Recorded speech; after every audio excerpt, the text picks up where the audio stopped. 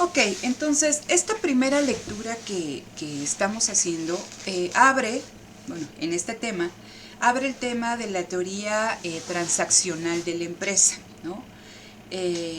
También se le llama como el análisis de los costos de transacción. Entonces, es importante que nosotros no perdamos de vista qué es lo que estamos analizando, ¿no? O sea, la unidad analítica es la empresa. Ustedes ya revisaron el documento de Boyer, donde él nos habla de cómo la empresa busca dotarse de ventajas competitivas para enfrentar qué cosa, chicos. ¿Sí recuerdan? ¿La qué? La incertidumbre. La incertidumbre, gracias Armando. ¿No? Entonces, Boyer reconoce que la empresa se desenvuelve en un entorno incierto, constantemente está cambiando todo, es dinámico el medio ambiente. Y entonces la empresa enfrenta una gran incertidumbre respecto a la venta efectiva de su producto y también a si va a poder fabricar el bien, ¿no? O prestar el servicio en las condiciones que lo tiene en mente. Eso no lo conoce la empresa. Una de las mayores incertidumbres es la venta efectiva, ¿no? Entonces, cuando se está generando el proceso productivo hasta que finaliza, la empresa no sabe si ese producto, ¿no? Si ese bien o si ese servicio va a ser demandado y en qué cantidad va a ser demandado por los consumidores. Recuerden que la empresa también tiene la obligación de obtener una ganancia igual al promedio en su sector, en su rama, en la industria en la que se desenvuelve. Y entonces la empresa va a buscar dotarse de una ventaja competitiva duradera. Estoy recapitulando simplemente para que vean la diferencia en el análisis, ¿no? Entonces dice, la empresa busca dotarse de una ventaja competitiva duradera. ¿Qué puede hacer la empresa? Entonces, la empresa lo que puede hacer es simplemente, dice, identificar lo mejor posible quién es su demanda efectiva. ¿No? Entonces, si ustedes recuerdan, y lo voy ahí entrelazando, si ustedes recuerdan el documento del mismo Boyer cuando habla de la estrategia volumen, Ford, a inicios de la década de 1910, fabricante de autos, identificaba que a quien le podría vender autos en ese momento, ¿recuerdan a quién era? ¿Quién era su segmento de mercado de Ford? Granjeros y Sí, profesor. trabajadores independientes. Exactamente, granjeros, ¿no? Campesinos y profesionales independientes. Eran los que él identificaba que tenían el poder adquisitivo para comprar un auto, el modelo T. Ahora, identifico, ya tengo ahí mi segmento de mercado. ¿Por qué está dispuesto a pagar ese segmento de mercado? ¿No? En otras palabras es, ¿qué cosa le crea valor? ¿Recuerdan cómo era el auto que tenía pensado Ford? Era lujoso, era con lo último en innovación. ¿Cómo era el auto? Era básico y solamente para cubrir las necesidades que requerían esas personas a las que iba dirigida.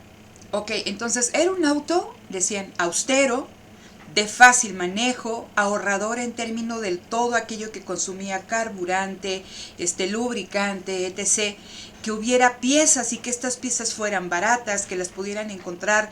Y en ese entonces, imagínense Estados Unidos pensando, ¿no? en aquellos pueblos, ¿no? Donde estaban aquellos granjeros, quizás los profesionistas independientes también estaban así, el doctor, el de la farmacia, ¿no? En las ciudades un abogado, etc. Entonces tenías que asegurar que las piezas fueran intercambiables, ¿no? Que cualquiera las pudiera, o sea, se descomponía el auto, que cualquiera las pudiera reponer, que estuvieran disponibles en muchos lugares. Entonces, dice Ford no estaba buscando darle a ese segmento de mercado lujos, sino simplemente un auto que les permitiera, principalmente a los granjeros, transportarse, llevar, ¿cómo se llama?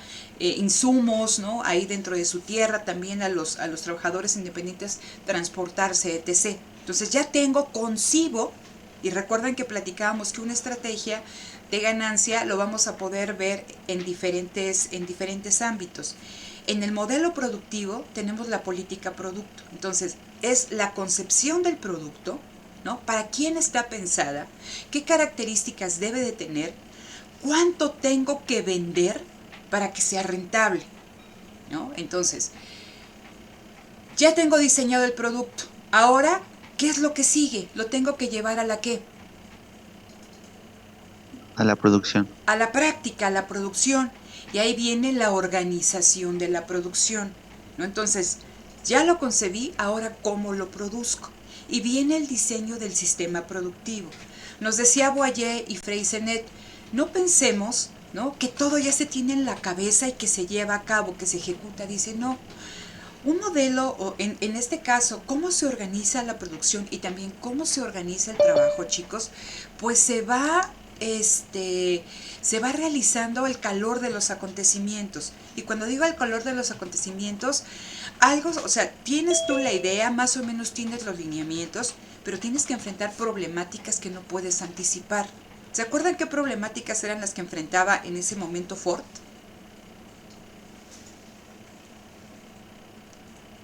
Que su demanda no era suficiente. Bueno, eso era más adelante, pero lo primerito, Armando. A ver. Sí. ¿El qué, Roberto? Que sus proveedores no podían cumplir a tiempo lo que él necesitaba. Esa fue una, pero la primera, ¿cuál era? La mano de obra, ¿no? La mano de obra. ¿Se acuerdan qué tipo de mano de obra requería Ford? ¿Mano de obra de qué tipo? Calificada. Calificada. Pero entonces en ese momento no existía la mano de obra calificada en la cantidad que se requería. Entonces, ¿qué hace Ford? Y dicen los autores ahí en un párrafo interesante.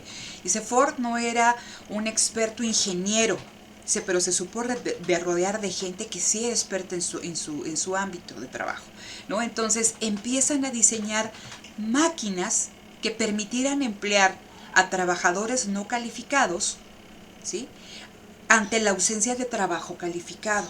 Entonces, esa falta de trabajadores calificados se suple, ¿no?, con el diseño de máquinas que hicieran las piezas como las quería Ford. Entonces, eso no lo podía anticipar Ford en un primer momento. Eso es un problema que va a enfrentar, ¿sí? Y decíamos, ok, ya puedo yo trabajar con trabajadores calificados que son numerosos y que son menos costosos que los trabajadores calificados. Ok, segunda cuestión que estaba enfrentando Ford, y decía, a ver, sí están trabajando, pero no alcanzamos las cuotas de producción que necesitamos. Entonces, ¿qué tengo que hacer? Pagarles primas por desempeño, pagarles horas extra. ¿Cómo le hago? ¿No? Entonces, es una problemática que está enfrentando. ¿Y se acuerdan qué innovación implementaron? Fue lo de la jornada, ¿no? Laboral de 8 horas. Esa fue otra cosa, Lilian. Pero a ver, piensen. Ok, ya puedo contratar a mano de obra no calificada. Ahora me interesa regular su ritmo. Porque si tienen que producir... Ajá, adelante. La cadena de producción. La cadena de producción. La línea más bien, ¿no? La línea de montaje. Porque decía Ford, a ver, si tienen que producir 100 piezas, pues están llegando a 80. ¿Cómo cubro el restante 20? Pues los incentivo con darles primas. Recuerden que les pegaban a destajo. ¿Qué es destajo? Por lo que produzcas, ¿no? Entonces, ¿cómo los incentivo a producir más? Ah, pues una prima por el desempeño. Híjole, que no llegamos aún con la prima. Pues entonces les voy a pagar horas extras, ¿no? Son mermas para la empresa. Entonces, ¿qué hacen los técnicos, ¿no?, los ingenieros ahí en Ford?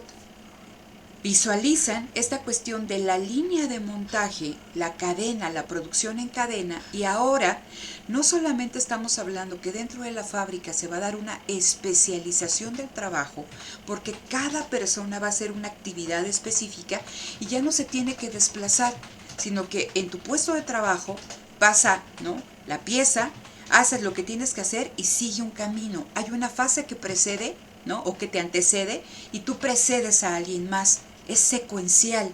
Entonces, ahora hay ganancia porque tú puedes contratar mano de obra no calificada y la empresa controla el ritmo de trabajo, ¿sí? Entonces, vean cómo se va diseñando un proceso productivo. Segunda cuestión, y qué es lo que decía su compañera, estos trabajadores no calificados, pues podríamos decir que venían de cualquier lado, principalmente del campo, no estaban acostumbrados a un ritmo de trabajo dentro de la fábrica. Y ojo, no solamente era trabajar de acuerdo a lo que te decían en la fábrica, sino ahora a un ritmo bien específico que marcaba la misma línea de montaje. Entonces, empezó a enfrentar Ford, si ustedes recuerdan, una gran sangría en términos de trabajadores que abandonaban, ¿sí? Había una muy alta tasa de renuncia. Y ahora sí es lo que dice Lilian, ¿no? ¿Qué hace Ford para frenar esa sangría de trabajadores? Establece la jornada laboral de 8 horas, que no era lo común porque se pagaba a destajo, y establece un salario semanal, bueno, en este caso era el salario diario de $5, ¿no? Que no se acostumbraba y que aparte era el doble de lo que se pagaba en la industria automotriz. Entonces, fíjense cómo van resolviendo dentro de la empresa problemas y se va diseñando un proceso productivo, ¿no? Entonces, ese es el segundo rubro del modelo productivo, la organización del trabajo. Y si nosotros lo vinculamos con la tercera cajita, que es la relación salarial, ¿sí? Y sobre esa vamos a platicar ahorita rápidamente. Entonces ya tenemos que la relación salarial es básicamente de la riqueza que se genera dentro de la empresa, ¿sí? De la riqueza que se genera dentro de la empresa, ¿cómo se va a repartir? ¿Qué parte se va a apropiar el dueño de la empresa, el dueño del medio de producción? ¿Y qué parte se le va a dar al trabajador? Entonces, Ford, como empresario, para aceptar, o sea, para hacer que los obreros no se le fueran, tuvo que darles prerrogativas. ¿Qué prerrogativas? La cuestión de la jornada de trabajo, ¿no? De todo el día y un salario más alto. Y entonces recuerden, ¿no? Este productor, sí, lo que estaba haciendo entonces era generar las condiciones para que tuviera ahí a la mano de obra con la que estaba trabajando y que no se le fuera. Y entonces, denme un minutito, por favor. Con puerta naranja, bueno, más bien fachada naranja, ahorita salgo. Denme un minuto. Gracias. Denme un minuto, aquí sigo.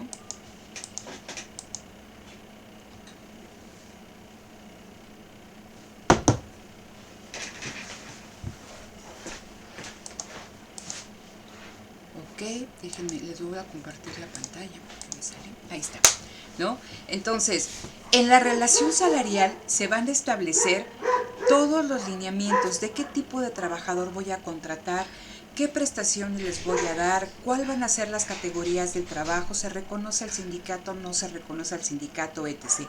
Entonces, ese es el modelo productivo, ¿no? El modelo productivo fordiano que se establece dentro de Ford.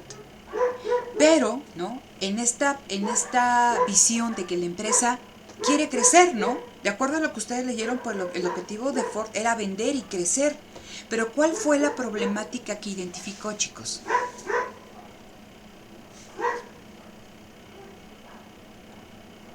Ahora sí lo de la demanda. Ahora sí lo de la demanda, dijo, si no crece la demanda y si yo soy el único que le pago más a mis trabajadores, pues mis trabajadores son los únicos que me van a poder comprar.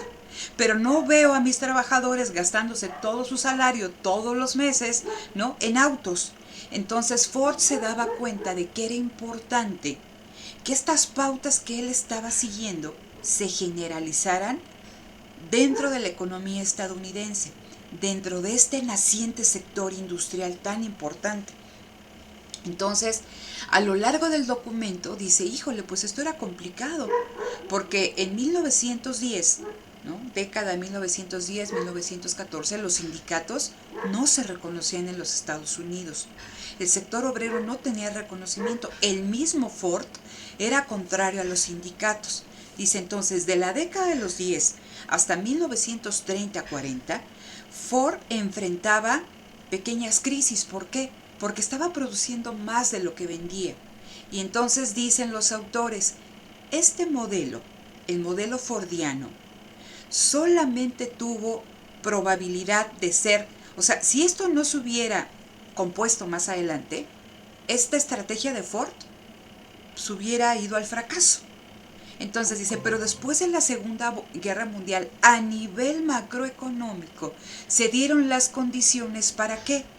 Para que hubiera una mejor distribución del ingreso y que gran parte de la población, ¿no?, pudiera tener acceso a este tipo de productos como los automóviles. Porque decía Ford, híjole, pues yo ya estoy viendo que los agricultores y que los profesionales independientes me quedan chiquitos. Necesito una demanda mucho más amplia. ¿Y quién podría hacer esa demanda? Pues la clase obrera que estaban haciendo. Pero no va a ser así, sino que hasta después de la Segunda Guerra Mundial, dice ahí, en la industria automotriz General Motors era la más grande, era la más importante, la que más ganancias tenía. Y entonces eso sentó un precedente para que las tres grandes de Detroit, ¿no?, las tres grandes armadoras automotrices, se pusieran de acuerdo en clasificar al tipo de trabajador, en reconocer a sindicatos, en tener negociaciones colectivas, en el tipo de salario. Y hubo algo bien importante. Esto es, ahí para que la noten, se le llama la indexación del salario a la productividad. ¿Qué significa indexar el salario a la productividad? Que si Armando, Liliana, José Roberto son más productivos, es decir, aumentan, están dispuestos a seguir la norma que les marca la fábrica, ¿no?, y siguen, o sea, producen y producen y producen más, su salario tiene una relación directa con la productividad. Entre más productivos sean, más salario ganan. ¿Qué pasa en términos de demanda? Pues que a Ford le convenía y a una gran cantidad de empresas que siguieron este ejemplo de esas empresas grandototas. Entonces ya se hizo la norma. No es que solamente lo hiciera Ford, sino que se va haciendo la norma. Entonces aquí lo interesante es de que las empresas, ¿no?, hay una producción en masa, pero gracias a esta cuestión de la indexación del salario a la productividad, se va gestando un consumo de masas. Y si a esto nosotros le aunamos, ¿no?, las políticas del estado de bienestar que siguió el gobierno estadounidense, ello permitía que todas aquellas personas ajenas a un mercado de trabajo, es decir, que no estuvieran contratadas con una empresa, pudieran consumir, porque había seguro al desempleo, había prestaciones educativas. Entonces, como familia ya no tenías que gastar en eso, ya no tenías que gastar en cuestiones de salubridad, ¿no? Es algo que te ahorras y tienes mayor poder de consumo. También, ¿qué hace el Estado? Empezó a invertir él mismo y a crear empresas públicas y generaba empleo. Entonces se va gestando, y por eso dicen un modelo fordiano o fordista de producción, pero ahora a nivel nacional, que fue, ¿no?, este modelo de crecimiento donde era bien importante la distribución del ingreso. ¿Para qué? Para que las empresas tengan mayor certeza respecto a sus ventas. Entonces, es bien importante que tengan ustedes esto en mente, chicos, porque este documento de Ronald Coase, que es de 1936, ¿no? Recuerden que la Segunda Guerra Mundial fue 1938-1945, este es en 1936, es previo a la Segunda Guerra Mundial. Pero esta dinámica, recuerdan aquí que es bien importante lo que me decía Roberto, que ya lo estaba yo viendo. Ford empieza a integrar diferentes actividades. Y recuerden lo que dicen los autores. ¿Por qué? Porque los proveedores le estaban quedando mal en tiempos, en la calidad, ¿no? En también que tú les pedías una cosa y te mandaban otra. Entonces, Ford, ¿no?, como tal, y pensando en esta producción en masa, pues no se podía dar ese lujo. Entonces, Ford se va alejando del mercado. La empresa Ford, ¿no?, se va alejando del mercado, y decimos, cuando tú estás en el mercado, es que tienes relaciones de proveeduría con muchas empresas especializadas. Es decir, compras pintura, compras acero, compras volantes, compras molduras de plástico, todo lo que requería el auto. Pero dado los problemas que enfrentaba con los proveedores, Ford empieza a realizar esas actividades, las internaliza. Y decíamos que a eso se le conoce con el nombre de integración vertical. Y que la integración vertical puede ser hacia atrás y hacia adelante. Hacia atrás estamos hablando que tú produces los insumos que requieres para producir, en este caso, el auto. Y integración hacia adelante es, ya tienes el auto, ahora, ¿Qué haces para llevar ese auto a tu consumidor? Y decíamos, es cuestiones de logística, cuestiones de mercadotecnia, cuestiones de transporte, cuestiones crediticias, todo eso lo tenía Ford. Y decíamos, era un caso paradigmático. Entonces, así como lo hizo Ford, en diferentes ramas industriales vemos que las empresas siguen lógicas similares de integración y que la integración va a variar. O sea, Ford era el caso paradigmático, ¿no? Acero y el auto. Prácticamente tenía todo internalizado. Era una integración vertical súper fuerte. Entonces, Ronald Coase en 1936 dice, caray, si yo reviso los planteamientos neoclásicos, ellos me dicen pues que las relaciones, que la mejor asignación de los recursos, y lo voy a poner aquí, ¿no? De los recursos productivos, se da a través de un sistema de mercado. ¿Vale? Entonces, aquí tengo alguien que produce y aquí tengo alguien que compra. ¿Ok? Entonces, ya lo habíamos comentado en clases pasadas.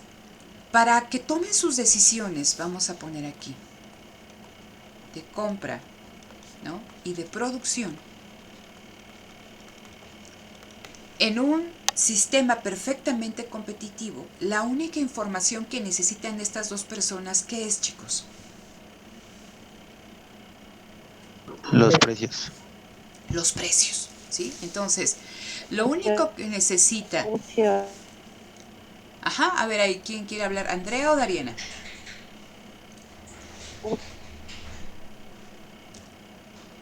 Ahí ya no escuché, como que se distorsiona un poquito.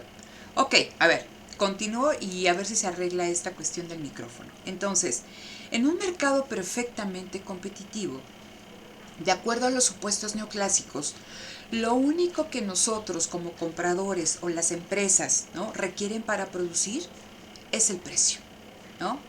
Entonces, para comprar, yo voy a identificar qué es lo que quiero y voy a buscar el precio más competitivo. El precio, el precio lo dice todo. Precios altos significa que las empresas producen de manera poco eficiente y que las empresas más eficientes son aquellas que producen con los precios más bajos. ¿Qué hace un sistema de mercado perfectamente competitivo? Y es prácticamente como cuestiones de darwinismo, ¿no? De que se eliminan los no ineficientes, se eliminan los ineficientes, y se mantienen los eficientes, ¿no? El mercado premia la productividad, el mercado premia la eficiencia. Entonces se van aquellos que producen con técnicas arcaicas, ¿no?, caras, y se quedan los que producen con mejores técnicas en esta cuestión, y son los que dan los precios más baratos, ¿no? Entonces, recuerden que por la ley de la demanda nosotros como consumidores requerimos, buscamos precios bajos, y que del caso del productor, en la ley de la oferta hay una relación inversa entre precio y cantidad. Entre más altos sean los precios, pues el productor se ve incentivado a producir más. Entonces, en el equilibrio de mercado, se da una coincidencia de intereses entre el precio al que está dispuesto el consumidor a adquirir un bien y el precio al que está dispuesto el productor a fabricar ese bien. Entonces, cuando se da el intercambio, cuando se da la transacción, ambos ganan, ¿sí? En este caso, el equilibrio de mercado es Pareto eficiente. ¿Por qué? Porque nadie está mejor que nadie, ¿sí? Entonces, si nosotros tenemos aquí precio, cantidad, oferta y demanda, ¿sí?, aquí en equilibrio nadie está mejor que nadie. Si nos movemos aquí, los precios son más altos, ¿no? Y cualquier intercambio en esta área superior, ¿no?, por encima del precio de equilibrio, favorece al productor. ¿Por qué? Porque cobra precios altos, pero no se vacían los mercados. Hay un exceso de oferta. Si estamos aquí en la parte baja, hay un exceso de demanda, porque el precio es bajo y los productores están poco incentivados a producir. Pero ¿qué pasa en equilibrio? Dice, ahí se produce la cantidad que vacía el mercado, que lo limpia. La cantidad que están dispuestos, a un precio, ¿no?, se ponen de acuerdo oferentes y demandantes. Y esa es una asignación eficiente. Y la única información que necesitan oferentes y demandantes es el precio. ¿Sí? Entonces, ambos ganan las ganancias del comercio. Entonces, de acuerdo a los planteamientos neoclásicos, en un mercado perfectamente competitivo, el mercado es el más eficiente para asignar los recursos productivos. Pero tenemos una cuestión. Tenemos aquí la cuestión. A ver, ahorita pongo la cámara. Tenemos aquí una cuestión que dentro de los supuestos de la teoría neoclásica me dicen, ¿no?, que la información es completa y que es gratuita. Entonces, ¿esto qué significa? Que conocer los precios, o sea, que todos tienen acceso a la misma información, sean productores o sean consumidores, que ahí está la información, y que no solamente ahí está la información, sino que es de todos conocida y que no causa ningún costo acceder a ella. Primera cuestión, primer supuesto. Y lo segundo, me hablan de que consumidores y productores son racionales, que existe racionalidad, y no solamente cualquier racionalidad, sino una racionalidad perfecta.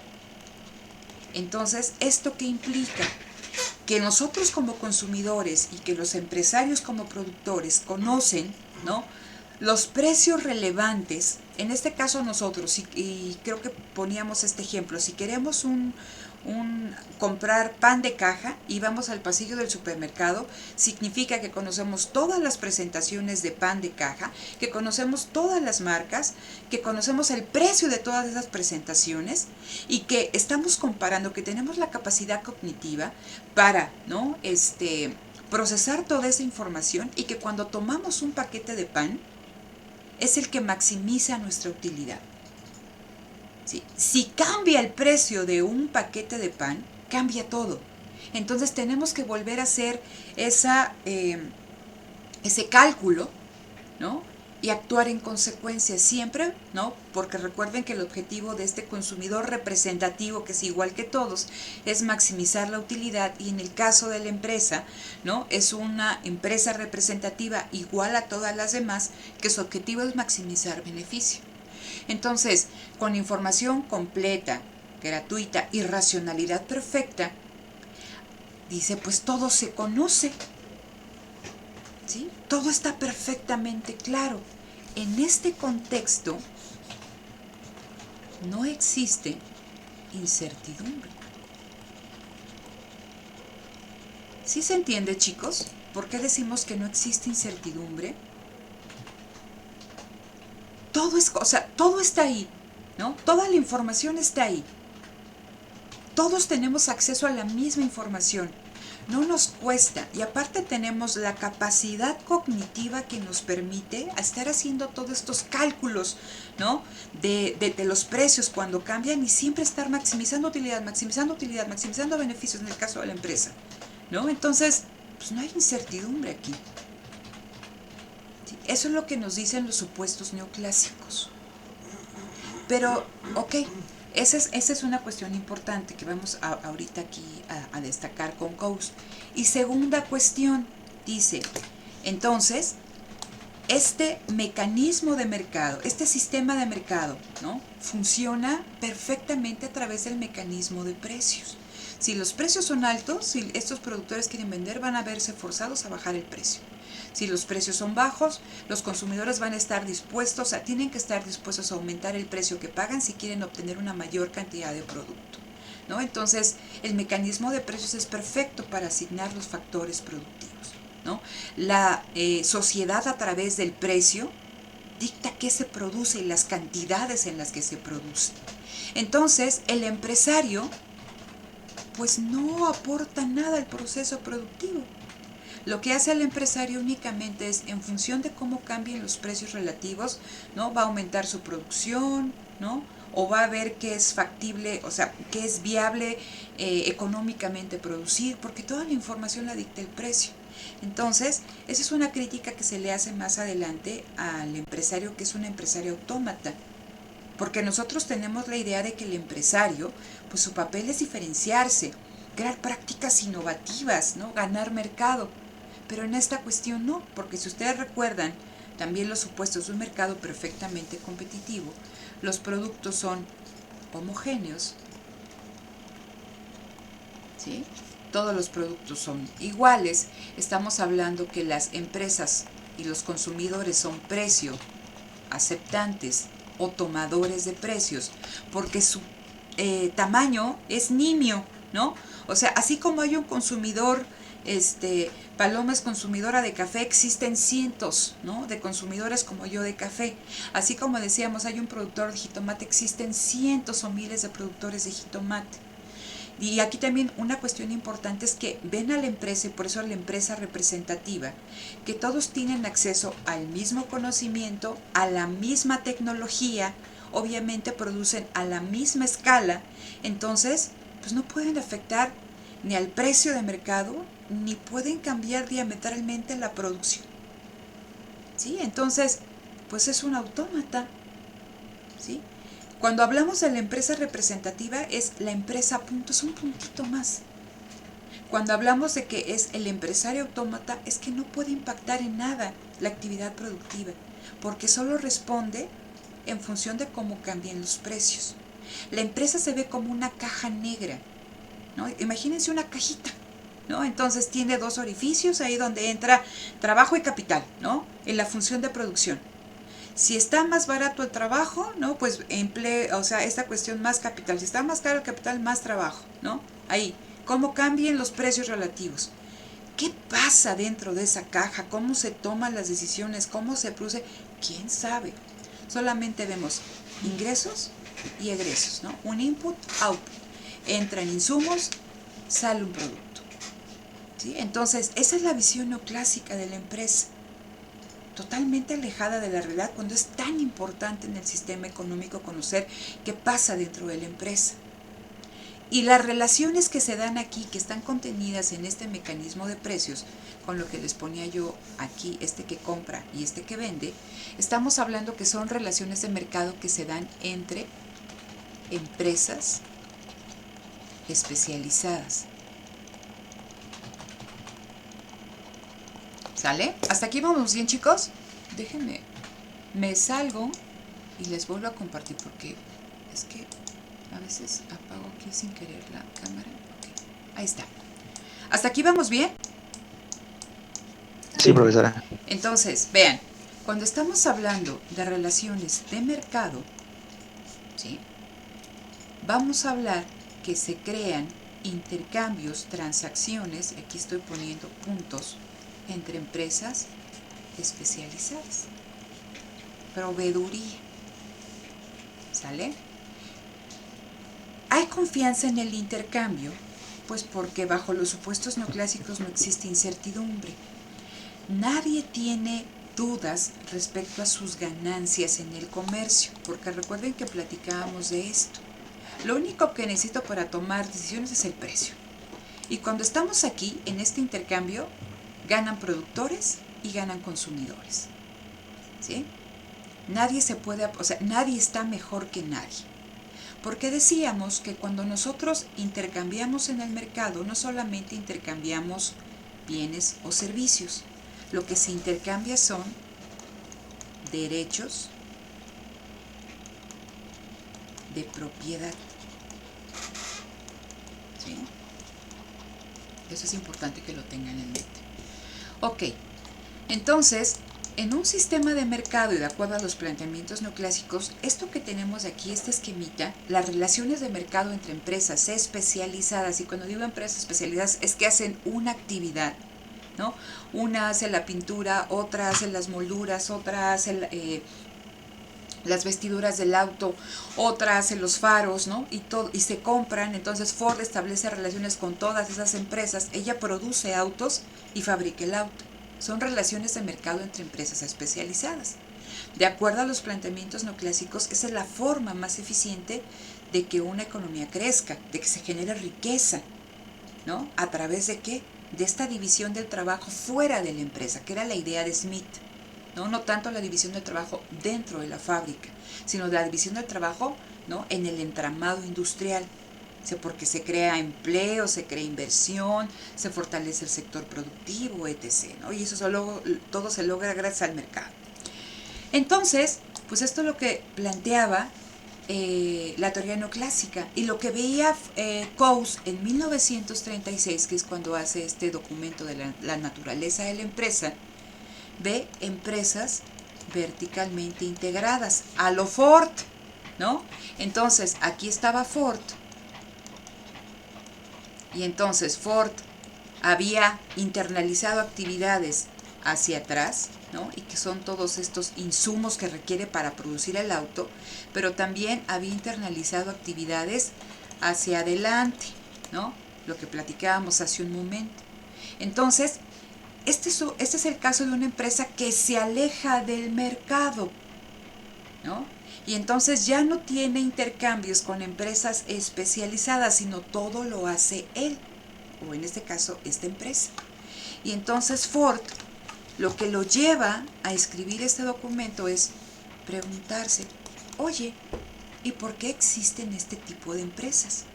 Si el planteamiento neoclásico me dice que esto es lo eficiente, ¿por qué existen estas empresas?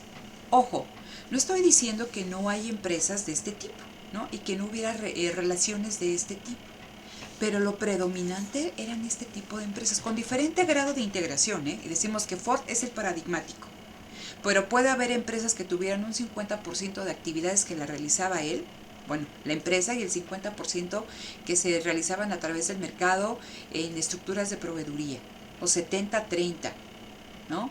Etc. Entonces, eso variaba de empresa a empresa, de industria a industria. Pero eso es lo que lleva a Coase a escribir este documento. Oye, ¿por qué existen estas empresas? Fíjense, estamos hablando de 1936.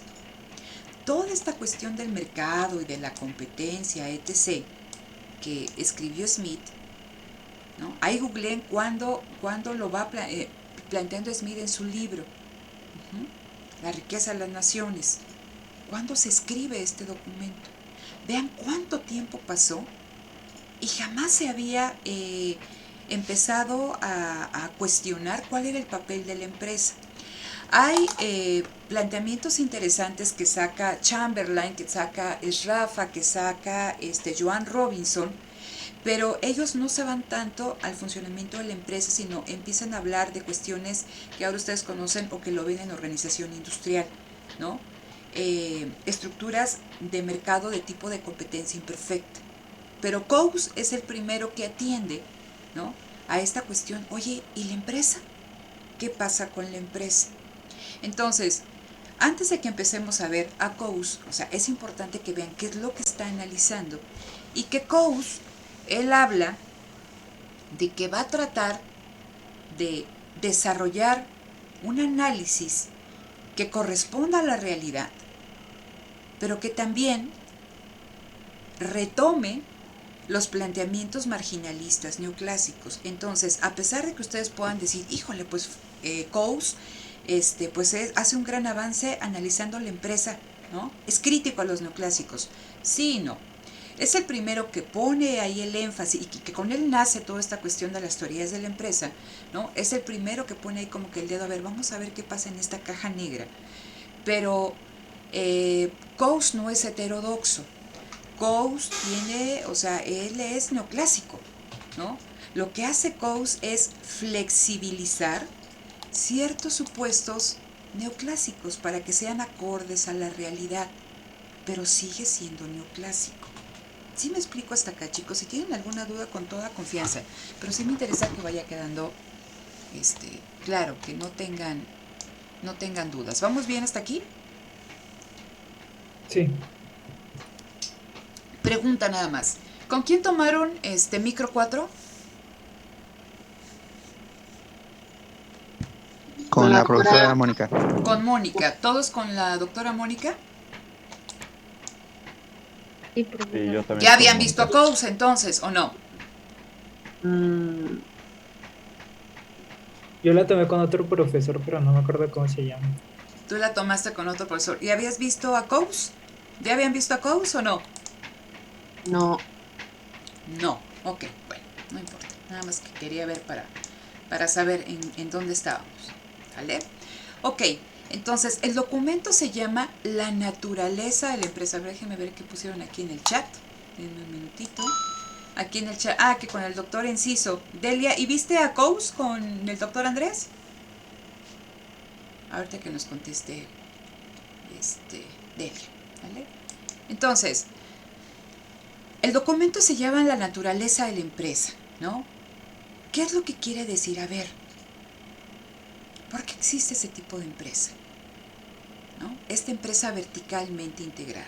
Y entonces empieza él haciendo desarrollando una argumentación en torno al concepto de empresa.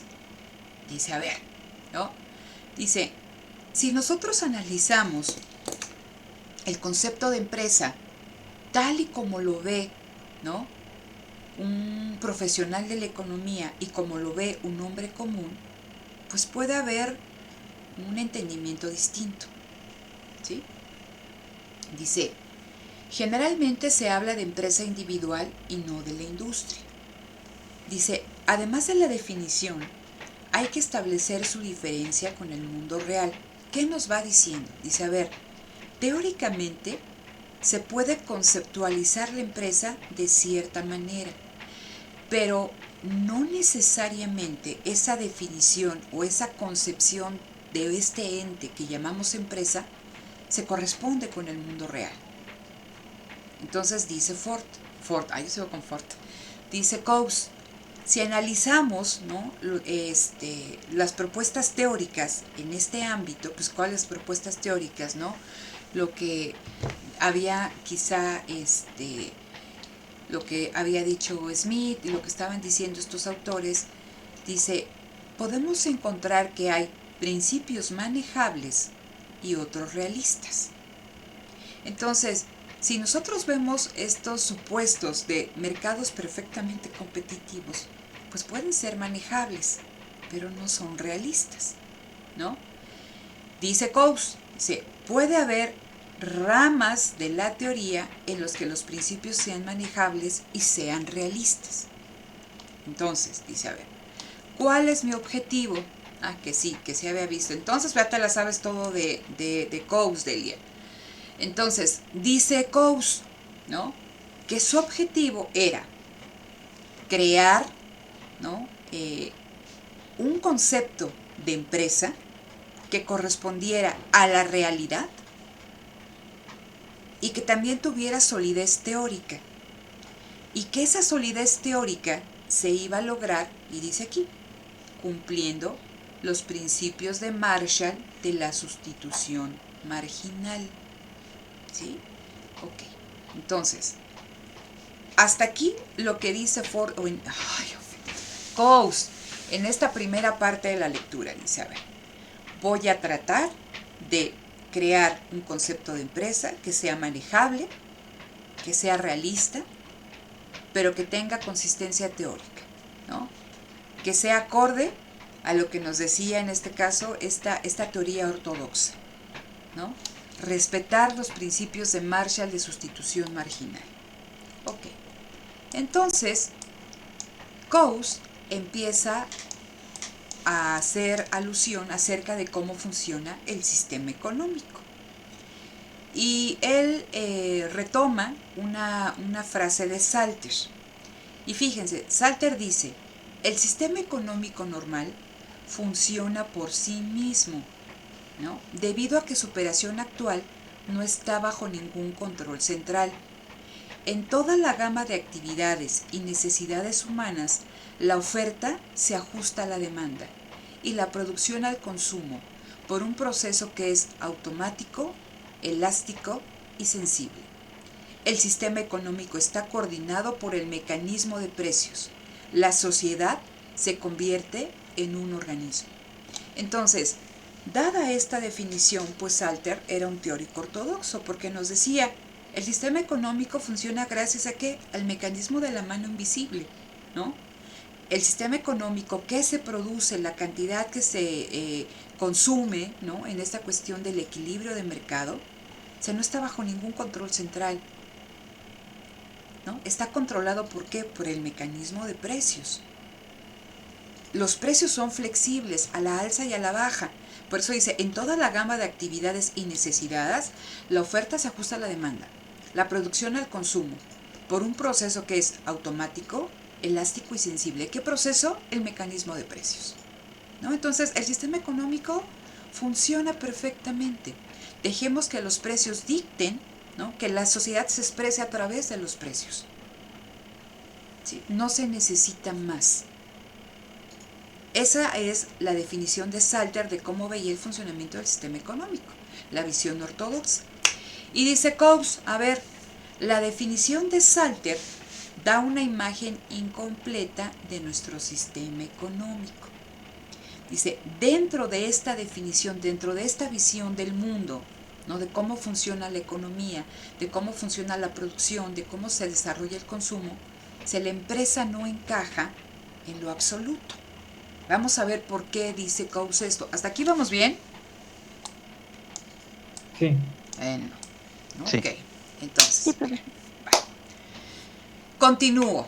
Dice, la teoría económica nos dice que si el precio de un factor X es más alto que el de un factor Y, la demanda del factor se mueve a Y.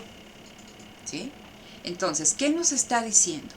Que la teoría económica, en la visión de Salter, ¿no?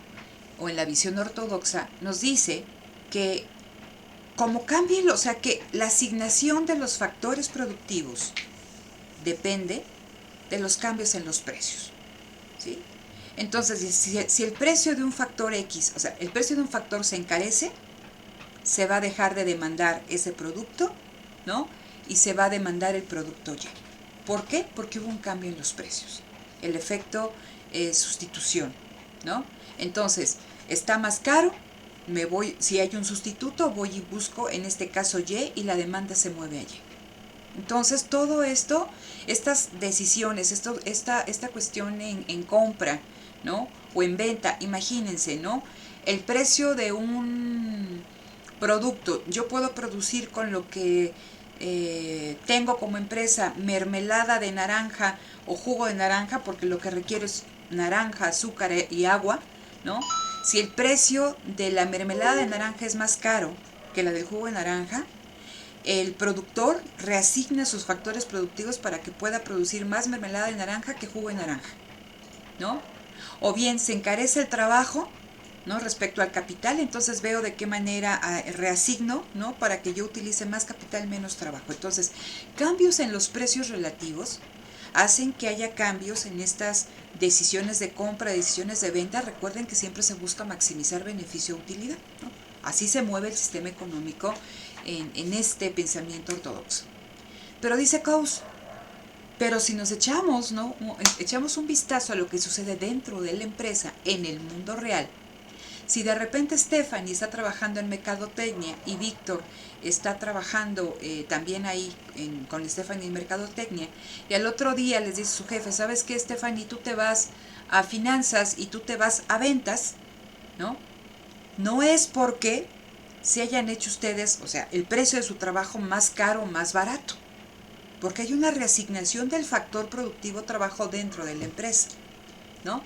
Entonces dice, si viéramos esto desde la óptica económica tradicional, eso significaría que alguien es más barato, ¿no? Trabajando, en este caso, Stephanie, que yo la mando a tesorería o a finanzas, y a Víctor lo mando a ventas. ¿Por qué? Porque hubo un cambio en el precio relativo de su salario, se encareció, se abarató, etc. Dice, pero esto no sucede. Dice, en el mundo real, si un trabajador se mueve del departamento Y al X o a la inversa, no es porque haya un cambio en los precios relativos de su trabajo, sino porque alguien te lo ordenó. ¿Y quién te lo ordenó?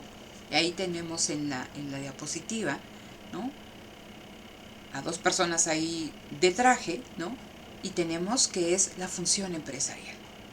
Entonces dice, si alguien te cambia de puesto, aunque sea de un día, o te cambia un mes, o simplemente te transfiere a otro departamento, eso no tiene que ver con un cambio en el precio de en tu salario, ¿no? Que te siguen pagando lo mismo, ¿por qué te cambian? Dice, porque alguien lo ordenó así. ¿Y quién lo ordenó así? Dice, el empresario. Porque dentro de la empresa existe, y cuestión importante a la que deben de tomar atención, dice, existe planeación económica. ¿Por qué es importante que pongamos atención? Porque si nosotros regresamos a este esquemita, cierren los ojos, no los vaya yo a marear. Ay, si regresamos a este esquema de mercado, ¿no? De relaciones de intercambio entre empresas especializadas, ¿aquí hay planeación económica, chicos?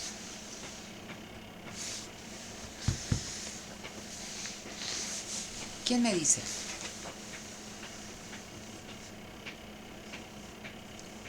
Pues podría ser que sí, porque las empresas están relacionando para adquirir productos y están planeando buscar los precios más bajos. Las empresas, o sea, reaccionan, a ver, consumidor, productor, reaccionan a cambios en precios, reasignan y buscan decisiones que maximicen utilidad o beneficio. Mi pregunta es, toda esta relación entre empresas especializadas se da a través del precio, ¿no? Cambios en los precios, etc. Pero aquí hay planeación económica. Planeación económica. Recuerden lo que decía Smith. No, yo creo que no, profesor. Andrea dice que cree que no. ¿Por qué? Aquellos que creen que sí. ¿Por qué? Recuerden que tienen que argumentar en el examen. Yo pienso que no, porque estamos siguiendo esta idea que ya se tiene de... es que no sé cómo explicarlo. A ver, en lo que Andrea busca cómo explicarlo. ¿Hay planeación económica o no hay planeación económica? Bueno, ya viéndolo desde el punto de vista de Smith, podría ser que no, porque se deja todo a la mano invisible, entonces deja que el mercado se encargue de eso. Entonces, fíjense lo que decía aquí Salter.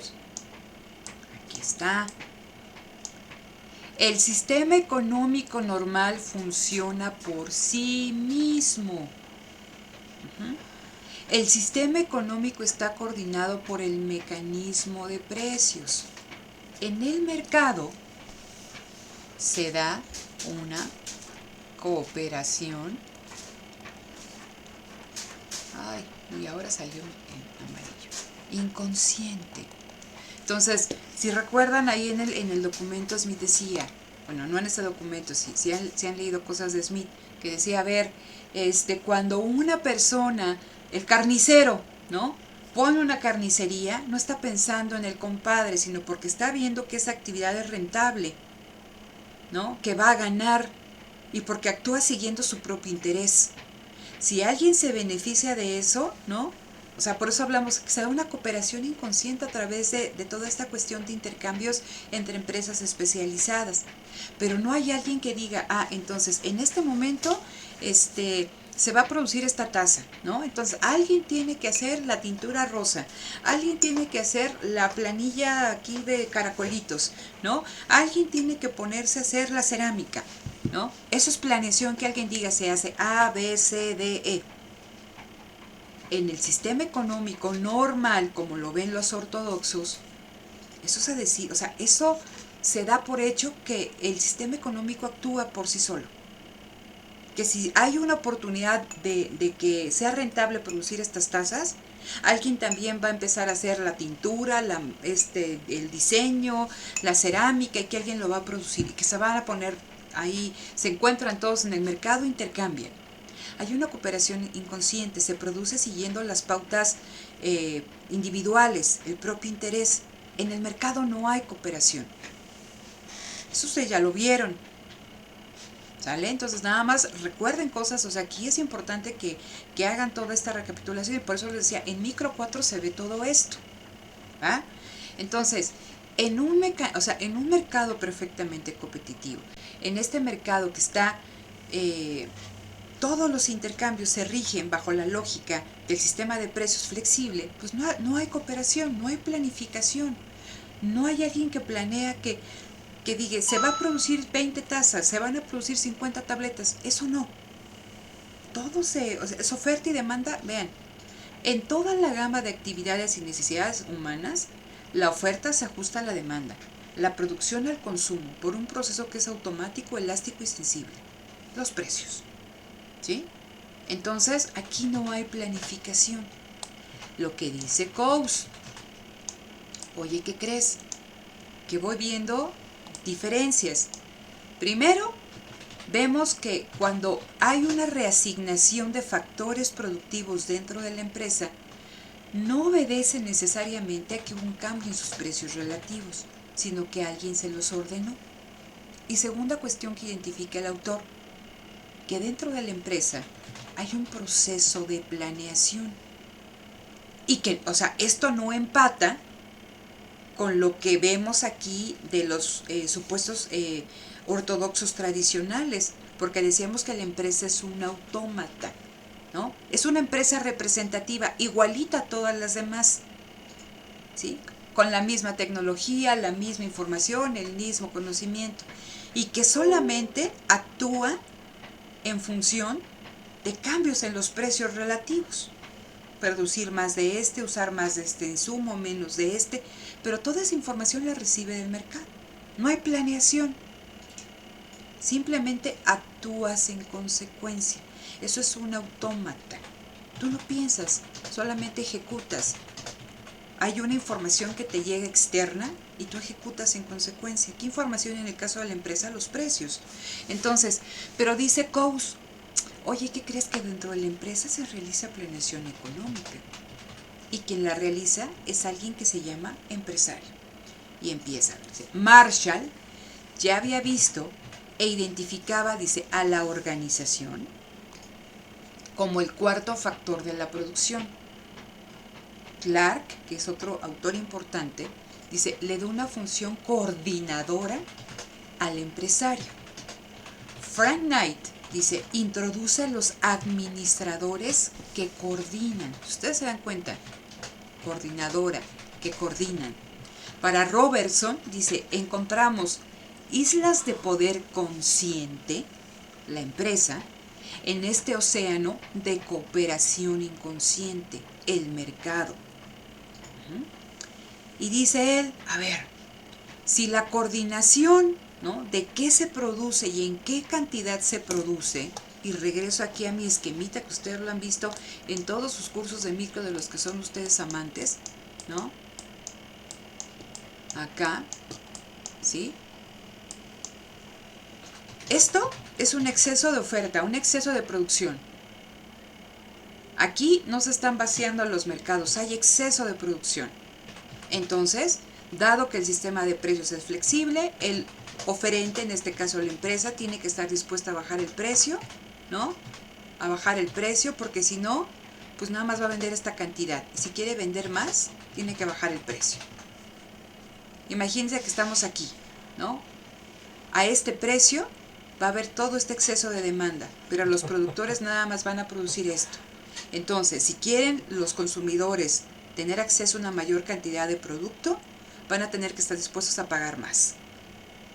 Entonces, estamos hablando aquí que hay flexibilidad, o sea, los precios tienen que ser flexibles, no tiene que haber intervención estatal.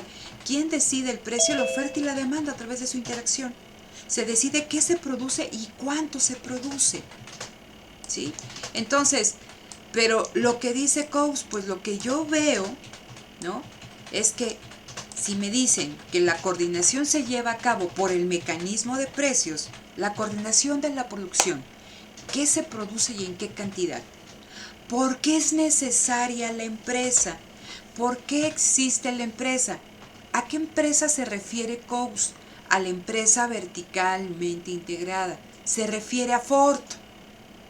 O sea, Ford era el caso paradigmático de planeación económica, ¿no? De planificación económica. Entonces dice este Coase, oye, pues si me están diciendo que la mejor asignación se hace a través de un mecanismo de mercado vía el sistema de precios, ¿no?, la coordinación, qué se produce, en qué cantidades, ¿por qué existen estas empresas? ¿No? ¿Y qué es lo común que estoy viendo por todos lados? ¿Por qué existen? Entonces, esa es la gran pregunta y es con lo que inicié la clase de hoy, por la que empieza a preguntarse por qué existen estas empresas. Y entonces, la siguiente parte dice, fuera de los precios, fuera de la empresa, los movimientos de precios dirigen la producción. Entonces, imagínense que aquí tengo, voy a hacer un cuadrito, ¿no? Este es el mercado. Entonces, aquí yo tengo a Ford, tengo a Chrysler y tengo aquí a GM, General Motors. Son las tres grandes, ¿no?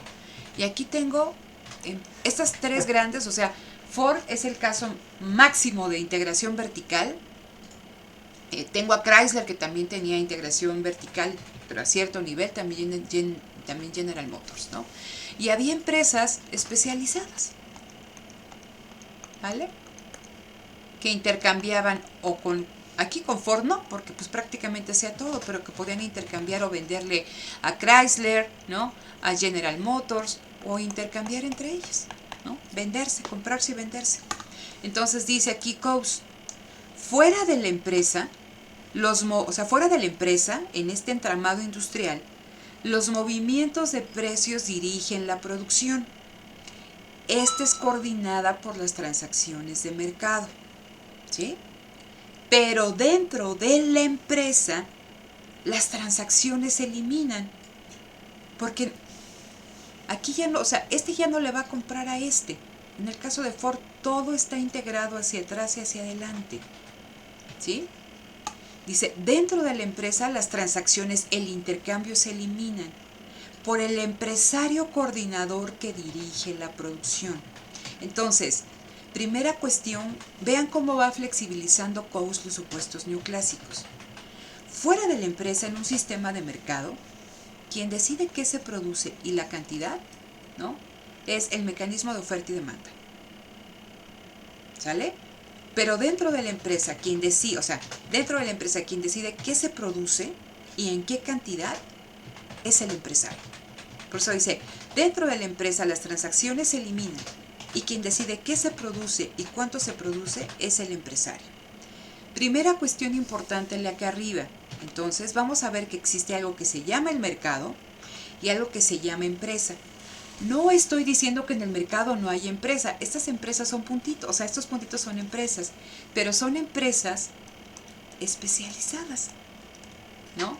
Pequeñas especializadas. Vamos a ponerle especializadas. Y esta empresa es una empresa verticalmente integrada, monstruos, ¿sí? Entonces, son diferentes tipos de empresa. Dice el mercado, y cuando habla mercado se refiere a esta empresa especializada. Dice, y la empresa, esta empresa Ford, verticalmente integrada, son dos métodos alternativos de coordinación de la producción. Y cuando habla de la coordinación de la producción, recuerden que estamos hablando qué se produce, ¿no? La cantidad, ¿no? En la que se produce. Y si ustedes se dieron cuenta, ahí con Ford, también en el cómo se produce. ¿Sí? Por eso es importante que ustedes no pierdan de vista lo que ya leyeron. ¿Cómo producía? Hubo cambios en la forma de producir. Bajo los planteamientos neoclásicos, las empresas, por eso es una empresa representativa, porque todas son iguales. Todos tienen acceso al mismo conocimiento, a la misma tecnología. Entonces dice aquí, ¿no? El mercado y empresa son dos métodos alternativos de coordinación de la producción, ¿sí? Dice, la cantidad de integración vertical, está hablando de esta empresa, tomando el mecanismo de precios, varía de industria a industria y de empresa a empresa. ¿Qué nos está diciendo? Que aún dentro de, por ejemplo, aquí, la industria automotriz, Ford era la más integrada, o sea, era la máxima integración comparada con Chrysler y con General Motors. Ellas también estaban integradas, pero en diferente grado. ¿Sí? Pero esa es la empresa que trata de explicarse. Primera cuestión importante a la que arriba. La empresa reemplaza al mecanismo de precios. ¿Por qué nos dicen que la empresa reemplaza el mecanismo de precios? Porque cómo se asignen los factores productivos dentro de la empresa, ¿no? ¿Qué se produzca, cuánto se produce y cómo se produce? Lo decide el empresario. Si nos vamos con los planteamientos neoclásicos, que se produce y la cantidad que se produce lo determinan cambios en los precios relativos. Por eso aquí es importante este punto. La empresa, bueno, de aquí son dos importantes, los que están ahí circulados. Que la empresa es un método alternativo de coordinación de la producción respecto al mercado, y la segunda, que la empresa reemplaza al mecanismo de precios. ¿Hasta aquí vamos bien, chicos? Sí, profesora. ¿Sí? Sí. Los demás, Víctor, no te he escuchado participar y me interesa que participes. Sí, voy a tratar de participar más. Sí voy a tratar de Pero participar. sí, todo. Ya Bueno, quítenle voy a participar tratar, más. sí voy a participar, tienen que participar, Ok. no sean ingratos. Sí, está Ok, bien. está bien, Víctor. Entonces, ¿no? Son las dos primeras cuestiones a las que va arribando Coase de importancia, ¿sí? Un mecanismo alternativo de coordinación de la producción y que la empresa elimina al sistema de precios, ¿no? ¿Por qué? Y esta es la tercera cuestión importante. Dice, la razón principal, ¿sí?, de que exista este tipo de empresa, o sea, la empresa a la Ford, verticalmente integrada, es que usar el mecanismo de precios tiene un costo, ¿sí? Entonces, ¿qué significa? Imagínense una empresa, Ford, que para producir su auto tenía que conocer todos los precios de todos los insumos que necesitaba para producir el auto, ¿no? Y entonces, a ver, tengo una visión, o sea, ahí está, o sea, conozco todo, ¿no? Puedes hacer uso de toda esa información, puro precio, ¿eh? Y entonces, el precio te habla de calidad, te habla de todo, lo único que tú necesitas saber es cuánto cuesta. Y entonces, con esta cuestión de la racionalidad perfecta que quieres maximizar y que puedes ahí cognitivamente hacer todas esas visiones del mundo, las diferentes combinaciones, lo que tú elijas maximiza el beneficio de la empresa, tiene su objetivo, ¿sí? Y recuerden lo que habíamos hablado, que la información está disponible, que es completa, que no todos la conocen y que es gratuita. Entonces, lo primero que dice Coase, ¿qué crees? Que la principal razón por la que existe esto que se llama empresa es porque usar el mecanismo de precios tiene un costo. Entonces, ustedes piensen en el Buen Fin, ¿no?